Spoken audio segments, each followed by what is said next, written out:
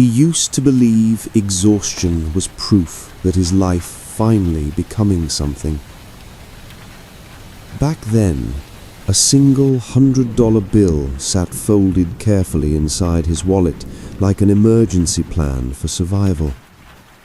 He checked it constantly, not because he planned to spend it, but because seeing it there helped him breathe a little easier. The apartment barely felt temporary enough to call home. The kitchen light flickered every few minutes. Rainwater gathered quietly along the edges of the old window frame.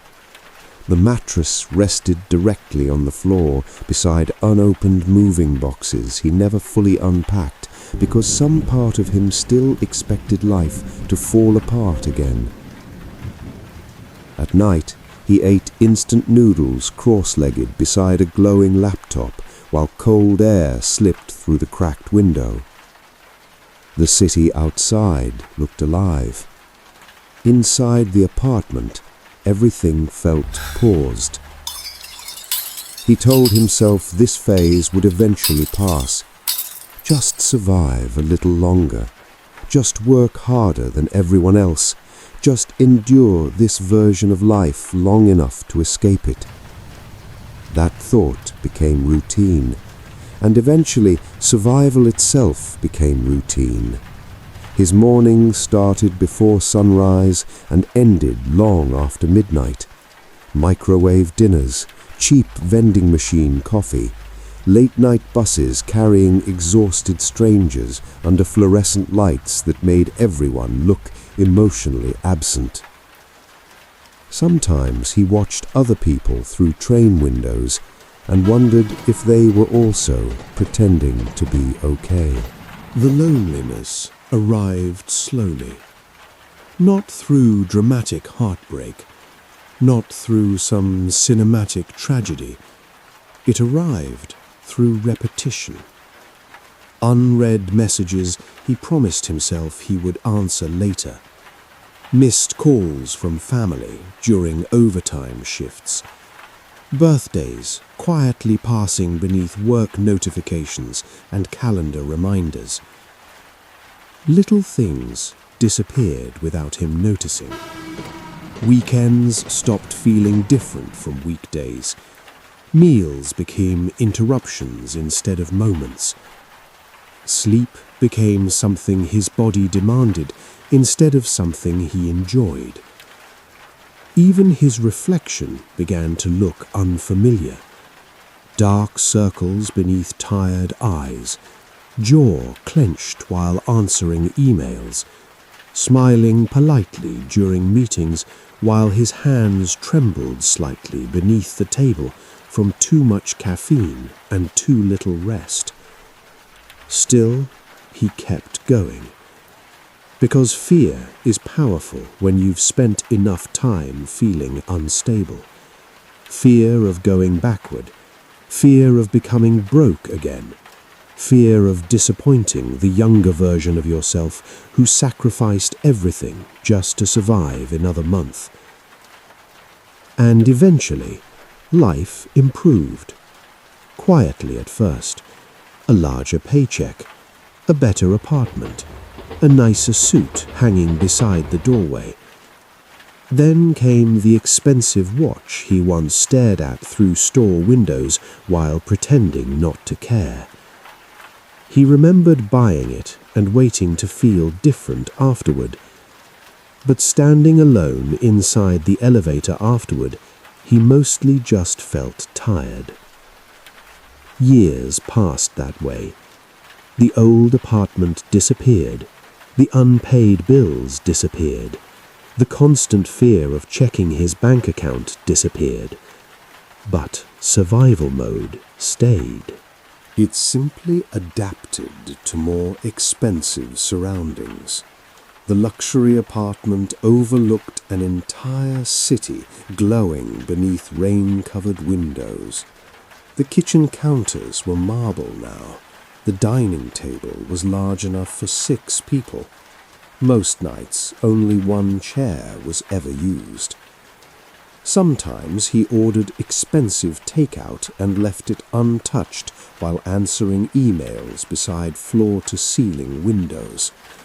Other nights he sat silently in darkness with the television playing quietly in the background just to make the apartment feel less empty.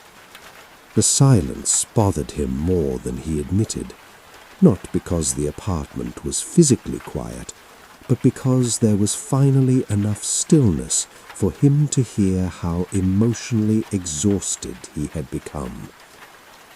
One evening, after another late meeting stretched past midnight, he returned home still wearing the same suit from 14 hours earlier.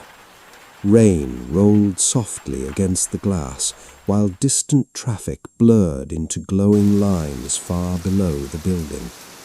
He loosened his tie slowly, set his phone on the dining table, stared at another untouched meal growing cold beneath dim kitchen light. The apartment looked exactly like the kind of life he once prayed for, and somehow it no longer felt like enough. That realization frightened him more than failure ever did, because for years he believed peace was something waiting on the other side of achievement. But achievement kept moving. Bigger goals, higher expectations, more pressure disguised as ambition. Even after becoming successful, his body never fully relaxed.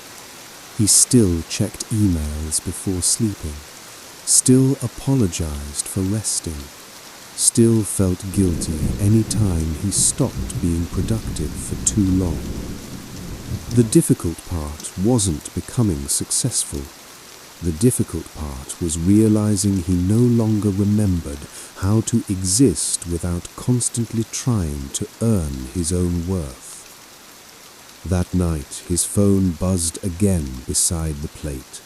Another email, another problem, another reminder that the world always wanted more from him. Normally, he would answer immediately, but this time he didn't.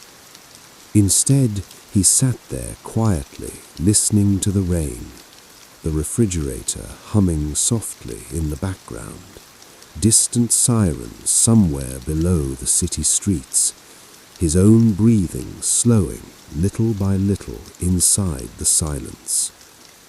For the first time in years, he allowed himself to stop reacting to everything. And strangely, nothing collapsed. The city kept moving without him for a moment. Rain continued sliding slowly down the windows. Steam faded from the untouched dinner plate. The apartment remained quiet. But the silence no longer felt quite as hostile as before. He leaned back in the chair and looked out across the sleeping city beneath him. Then slowly, almost absent-mindedly, he turned the phone face down beside the cold dinner. Not because his life was suddenly healed, not because loneliness disappeared, not because success finally felt meaningful, but because somewhere between survival and success, he had forgotten that being alive was supposed to feel like more than merely enduring everything. And for the first time in a very long while, he simply sat there listening to the rain, without needing to become anything else for a few quiet minutes.